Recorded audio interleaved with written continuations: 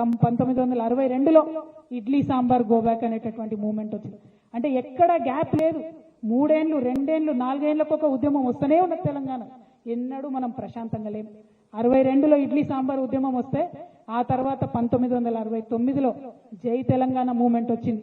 ఇక మాతో కాదరా నాయన, వీళ్ళతో ఉండలేము, మమ్మల్ని దయచేసి వేరు చేయండి అని చెప్పి కలిపినాక వెంటనే 1969లో ఉద్యమం వస్తే కాసు బ్రహ్మానందరెడ్డి గారు 369 మన పిల్లలను పొట్టన పెట్టుకున్నాడు, తుపాకులతోని కాల్చి చంపిండు. కానీ తెలంగాణ రాష్ట్రం వచ్చిన తర్వాత కూడా ఇంకా కేబీఆర్ పార్క్ పేరు కేబీఆరే ఉన్నది. అదే బాధ, వేరే బాధ ఏం లేదు మనకు. మనని గుర్తించిరా, మనకు పదవి వచ్చిందా, పైసలు వచ్చిందా, రెండోది. ఎందుకు బాధపడుతున్నాం ఇవాళ అంటే, ఏ అంశాల కోసమైతే కొట్లాడినామో, ఏ గౌరవం కోసమైతే కొట్లాడినామో, ఏ చేదు గుర్తులైతే ఉండొద్దు అనుకున్నామో అవి ఇంకా మిగిలే ఉన్నాయి. అదే పెద్ద బాధ, వేరే బాధ ఏం లేదు. ఇవాళ మనం 1969 దాటుకున్నాం.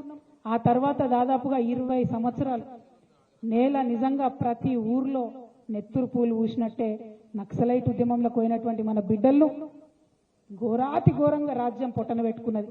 అది చూసుకుంటా ఉన్నాం మనం. 1970 నుంచి దాదాపు 95 వరకు తెలంగాణ గురించి ఎక్కడ పెద్దగా చర్చ రాలే. ఎందుకంటే జై తెలంగాణ అన్నోళ్ళ నల్ల ఎత్తుకపోడు సంపుడు. నాకు తెలిసి వరంగల్లో పద్మాక్షమ్మ గుట్ట ఇప్పటి వరకు కూడా నెత్తురోడుతూనే ఉన్నట్టుందని నేను అనుకుంటా ఉన్నా. మరి అటువంటి సందర్భంలో 1995లో అనేక మంది విప్లవ వీరులు, ప్రజా సంఘాలు, జనశక్తి ఆధ్వర్యంలో బయటకు వచ్చి వరంగల్ డిక్లరేషన్ చేసిండ్రు. అప్పుడు పుట్టింది మళ్ళొకసారి అగ్గి. వరంగల్ డిక్లరేషన్ చేసి గద్దరన్న నాకు తెలిసి మొదటిసారి బయటకు వచ్చి జనంలోకి వచ్చి ప్రజానాట్య మండలి నుంచి మా తెలంగాణ మాకు కావాల్సిందే అని నినదించి, అంటే అన్ని సంవత్సరాలు 1956లో మనల్ని కలిపిన తర్వాత కూడా అన్ని సంవత్సరాలు మన దగ్గర ఉండేటటువంటి విప్లవకారులు, ప్రజా సంఘాలు, మేధావులు అందరూ కూడా నిప్పును కాపాడుకున్నట్టు కాపాడుకుంటూ తెలంగాణ భావాన్ని కాపాడుకుంటూ వచ్చారు. ఆ తర్వాత కలిసొచ్చే కాలానికి నడిసొచ్చే కొడుకు పుడతాడు అన్నట్టు 2001లో కేసీఆర్ గారు పార్టీ పెట్టి ఆ యొక్క నిప్పు ఏదైతే ఉందో దాన్ని ఆయన అగ్గి రాజేసిండు. దాన్ని మొత్తం మన తెలంగాణ సమాజం అంతా కూడా ఆయన చుట్టూ నిలబడి కొట్లాడి కలబడి 2014లో తెలంగాణ తెచ్చుకున్నాం. ఆ విషయం మనందరికీ తెలిసింది.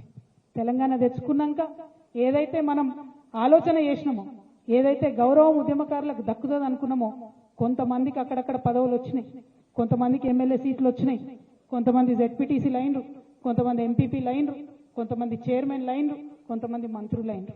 మన బాధ ఏంటంటే నిన్నటిదాకా నా పక్కన భుజం తట్టి పనిచేసి నడిచినటువంటి నాయకుడు ఎమ్మెల్యే అయితే ఏం సోదరా అని దగ్గరికి తీసుకుంటాడు అనుకుంటే నువ్వెవడరా అన్నట్టు చూడడమే మన బాధ. ఇది నా బాధ కాదు. ఖమ్మం నుండి వచ్చినటువంటి మిత్రులు మాట్లాడుకుంటే చెప్పిండ్రు, నిన్న మొన్నటి కాడ మన కాడ ఉన్నోడే ఎమ్మెల్యే అయితే మనకేదో జరిగిపోతుంది అనుకుంటే వాడు మనని పురుగును చూసినట్టు చూస్తే ఆ బాధ, అవమానం ఎంత దారుణంగా ఉంటుందో మీ అందరికి కూడా తెలుసు. పదే చెప్పిరు మనోళ్ళు. అదొక రకమైతే అప్పటికి కూడా సర్లే మనోడే కదా, మారుతాడు కదా, అది ఇది అనుకున్నాం.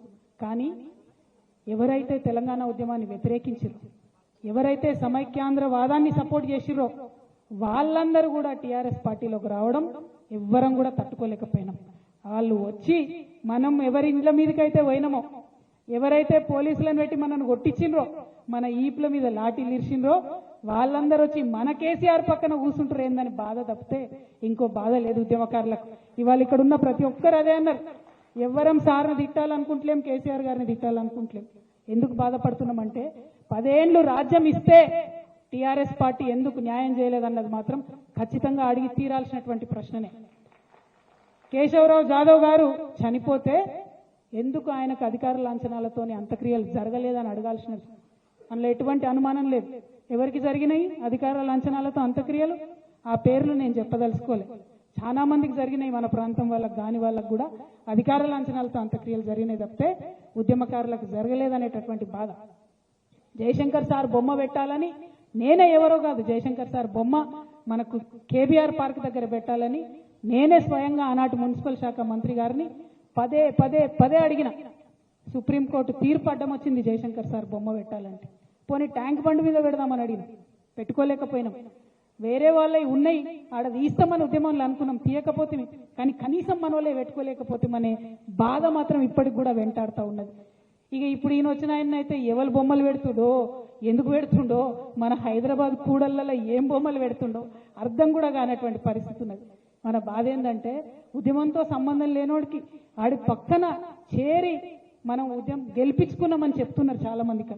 ఉద్యమకారులందరూ కూడా కోపంతోని ఆవేదనతోని అసలు ఉద్యమానికి వ్యతిరేకంగా గన్ను పట్టుకొని తిరిగినటువంటి రేవంత్ రెడ్డిని గెలిపించుకున్నామంటే ఎంత దౌర్భాగ్యం, ఇది మామూలు దౌర్భాగ్యం కాదు. ఇక ఆయనకి ఏం సోయి ఉంటుంది ఉద్యమానికి సంబంధించి, తెలంగాణకు సంబంధించి ఏం సోయి ఉంటుంది, ఏం ఎక్స్పెక్ట్ చేస్తాం ఆయన దగ్గర? రవీంద్ర భారతిలా గద్దర్ అన్న విగ్రహం ఉండాలి. ఎవరి విగ్రహం ఉన్నది? రవీంద్ర భారతిలా బిరుదరాజు రామరాజు గారి విగ్రహం ఉండాలి. ఎవరిది ఉన్నది? అలా రవీంద్ర భారతిలా శుద్ధాల హనుమంతు విగ్రహం ఉండాలి. ఎవరి విగ్రహం ఉన్నది? అలా మరి ఇటువంటి సందర్భాన్ని బాధపడి ఏం లాభం? మన చేతుల్లో ఉన్నప్పుడు పొడగొట్టుకుంటుంది, మనం సోయితో చేసుకోలేకపోతే ఇప్పుడు బాధపడి ఏం లాభం?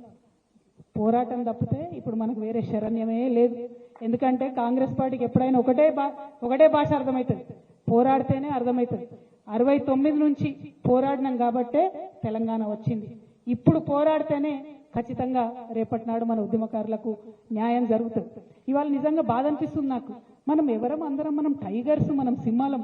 నాకు కొట్లాడినాం, మనం కొంచెం బాధపడ్డాం కరెక్టే.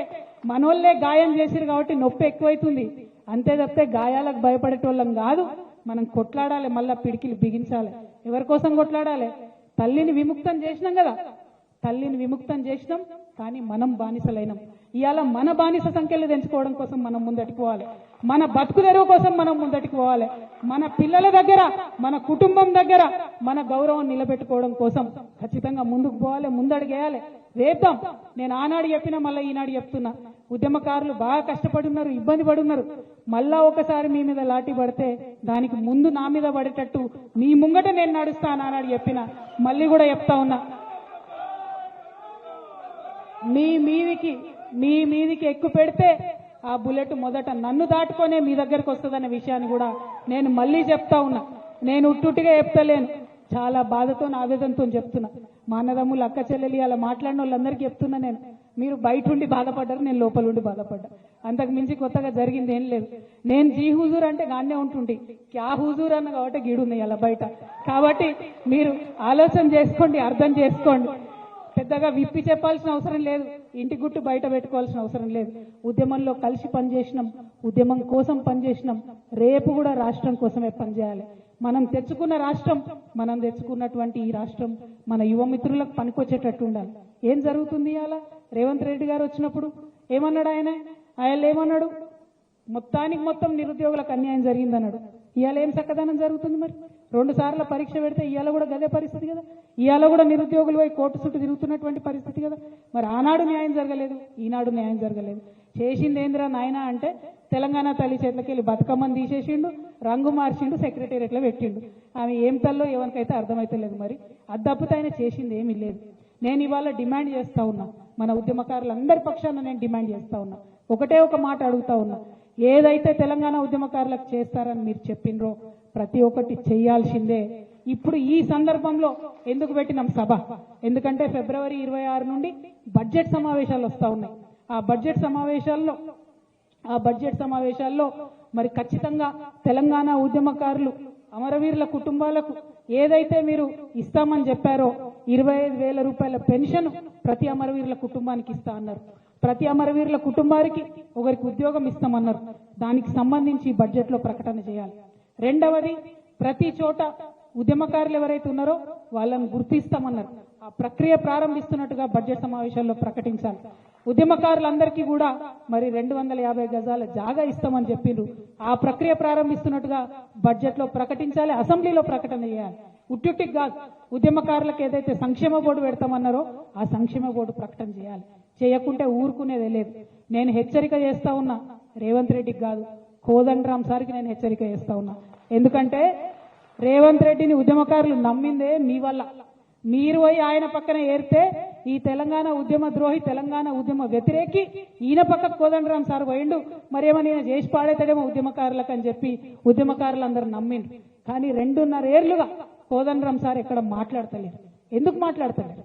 అసెంబ్లీలో మాట్లాడండి, చర్చించండి, నిలదీయండి, కాంట్రాక్టర్లకు తట్టెడు మట్టెత్తకుండానే 5,000 కోట్ల రూపాయలు రేవంత్ రెడ్డి ఇచ్చుకుంటున్నాడు కదా, మరి మీరెందుకు కోదండరాం సార్ మాట్లాడతలేరని నేను మిమ్మల్ని ప్రశ్నిస్తా ఉన్నా.